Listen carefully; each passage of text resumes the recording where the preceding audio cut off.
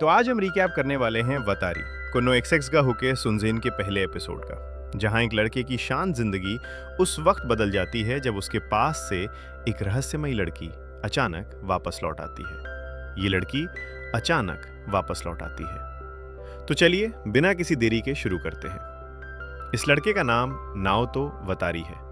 इस लड़के का नाम नाओतो वतरी है। बाहर से देखने पर ये एक नॉर्मल हाई स्कूल स्टूडेंट लगता है, लेकिन असल में इसकी जिंदगी बाकी सब से काफी अलग है। जब स्कूल के बाद सब दोस्त डोनट्स खाने और मस्ती करने की प्लानिंग कर रहे होते हैं, तब नाओतो के पास इन सब चीजों के लिए टाइम ही नहीं होता, क्योंकि हर दिन की तरह आज भी उसे अपनी छोटी बहन सुजू का ख्याल रखने घर जाना होता है। क्लास के स्टूडेंट्स भी इसका मजाक उड़ाते रहते हैं। उनका मानना है कि नाओतो को अपनी बहन से कुछ ज्यादा ही लगाव है, लेकिन नाओतो इन बातों पर ध्यान नहीं देता। उसके लिए सुजू ही सब कुछ है। घर पहुंचते ही हमें दोनों भाई बहन की बॉन्डिंग देखने को मिलती है। नाओतो खुद खाना बनाता है, सुजू का ख्याल रखता है और एक पेरेंट की तरह उसकी हर जरूरत पूरी करता है। असल में 2 साल पहले इन दोनों के माँ बाप की डेथ हो चुकी है। तब से नाओतो ही सुजू का सहारा बना हुआ है।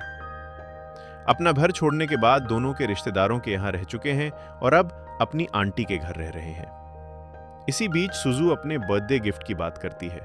नाओतो उसे जो चाहे मांगने की परमिशन दे देता है, लेकिन सुजू कोई टॉय या गेम नहीं मांगती, बल्कि वो एक गार्डन मांग लेती है। उसकी ख्वाहिश होती है कि वो दोबारा वेजिटेबल्स उगाए, बिल्कुल वैसे ही जैसे कभी उनके माँ बाप उगाया करते थे।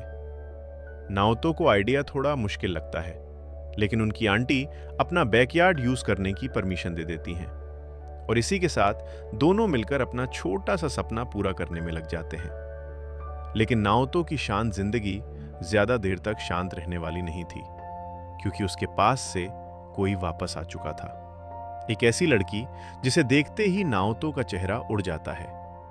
उस लड़की का नाम है सात्सुकी ताचिबाना। ये वही लड़की है जिसने 6 साल पहले नाओतो की जिंदगी में तबाही मचाई थी, और सबसे बड़ी बात, ये अचानक बिना बताए गायब हो गई थी।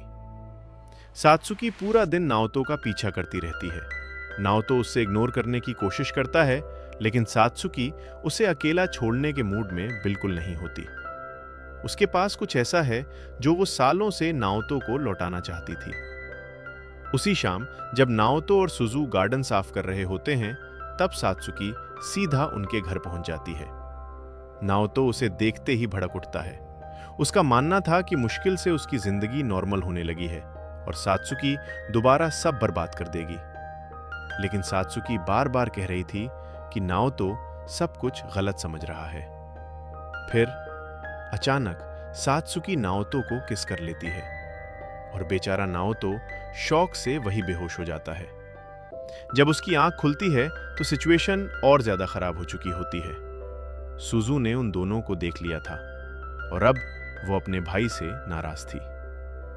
अगले दिन स्कूल में भी अफवाहें फैलने लगती हैं कि नाओतो और सात्सुकी रिलेशनशिप में है।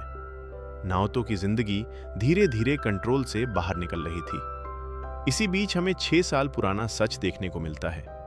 एक वक्त था जब नाओतो और सात्सुकी बहुत अच्छे दोस्त हुआ करते थे। दोनों साथ खेलते थे, साथ वक्त बिताते थे और धीरे धीरे एक दूसरे के करीब आ गए थे। लेकिन फिर एक दिन सात्सुकी ने नाओतो के फैमिली गार्डन को पूरी तरह बर्बाद कर दिया और उसके बाद बिना कुछ बताए गायब हो गई। आज भी नाओतो उस बात को नहीं भुला है, लेकिन सात्सुकी का कहना है कि उसके पास उस सब के पीछे एक वजह थी, एक ऐसी वजह जो अभी तक किसी को नहीं पता। एपिसोड के एंड में नाओतो को सबसे बड़ा झटका तब लगता है जब वो देखता है कि सात्सुकी उसकी छोटी बहन सुजू के साथ खड़ी है और सात्सुकी के चेहरे पर एक अजीब सी स्माइल है। अब वो सुजू के साथ क्या करने वाली है? क्या सात्सुकी सच में विलन है या फिर इस कहानी के पीछे कोई और सच छुपा हुआ है? ये सब हमें अगले एपिसोड में देखने